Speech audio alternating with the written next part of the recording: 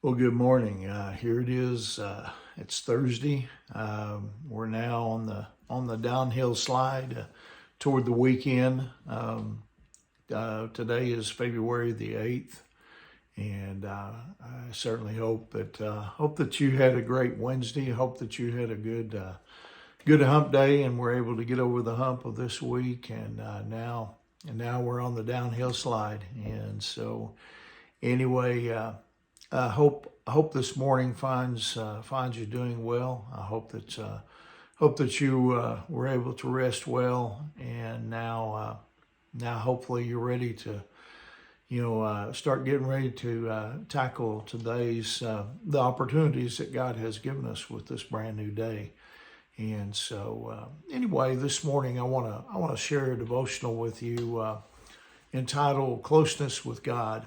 In Joshua chapter 14, verse 14, it says, Hebron, Hebron still belongs to the descendants of Caleb, son of Jephunneh the Kenizzite, because he wholeheartedly followed the Lord, the God of Israel.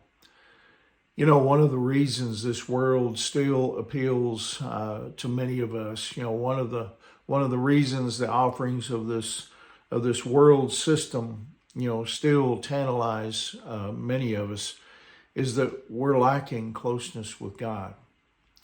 However, if we can get our priorities, right, you see, we can see the world for what it is. And this is what Caleb did in his life. The Bible said that he wholeheartedly followed the Lord, the God of Israel. The key to wholeheartedly following the Lord is maintaining a love relationship with Jesus Christ. When you do that, this world will lose its appeal. Caleb was looking forward. You see, he wanted fellowship, intimacy, and closeness with God more than anything else. And that sustained him, through the most difficult times.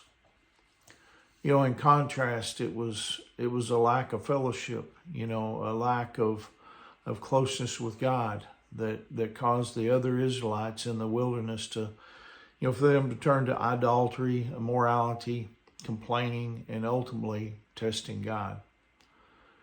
When you're in love with Jesus Christ, you see, you will see him for who he is. And as a result of that, you will see this world for what it is. It's kind of like the hymn that says the following: turn your eyes upon Jesus, look full in his wonderful face, and the things of earth will grow strangely dim in the light of his glory and grace. See, on the other hand, when you're only giving God, your bare minimum, when your love for Jesus it's not burning brightly, then this world and its temporary pleasures will look more and more appealing. To fully follow the Lord means that you will not compromise. You will stand your ground. Wanting the approval of God more than the approval of others. You see, it also means that that you will take God at his word, and you will stand on his word. And you'll desire fellowship and communion with God, which will give you the strength to carry on in this crazy world we live in. The key words are finish well.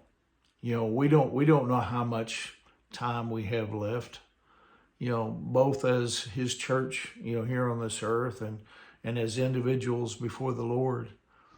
I mean, God is able to complete whatever we have committed to him. Let's learn from the examples of those who did not finish well.